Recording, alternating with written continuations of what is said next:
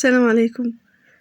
النهاردة هنعمل ان شاء الله خلية نحل 30 قطعة كبار، يعني مش حجم صغير، وبقلازين كده وكبار، تحشيهم زي ما انت عايزة. انا هنا اخترت الحشوات المسكرة، يعني كبديل للكيكة، كبديل لأي حاجة اشتريها من برا الصراحة، لان بقى غلاء فاحش. ربنا يتولانا برحمته الواسعة. يلا بسم الله الرحمن الرحيم، نبدأ وصفتنا. الوصفة سهلة وبسيطة وجميلة وقطنية جدا. قطن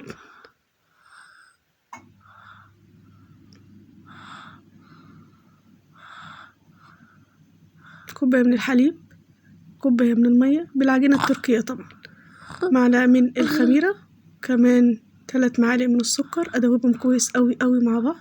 طبعا المية والحليب لازم يكونوا دافيين. ربع كوباية من الزيت، بيضة.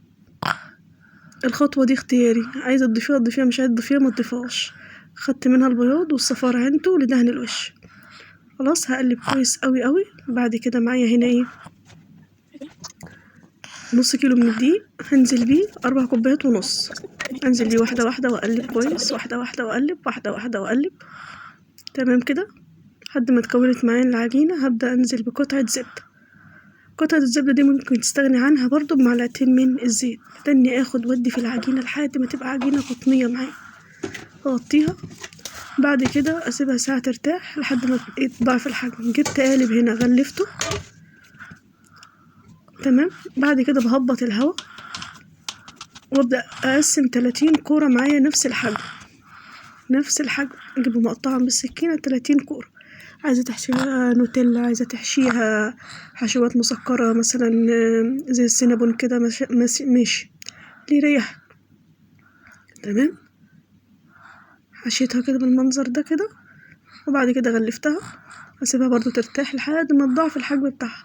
تضاعف الحجم هجيب البيضة اللي انا سبتها، احط عليها شوية من الحليب صغيرين، وابدأ ادهن الوش، وابدأ احط قطع شوكولاتة او مكسرات او اي حاجة انت حابة طعمها. حطيت عليها سمسم، فول سوداني، اي حاجة. دخلت الفرن ما عادتش الا 10 دقايق بس في الفرن. تطلع بالمنظر ده كده 30 قطعة على قد المقاس الصينية اللي هي الوسط.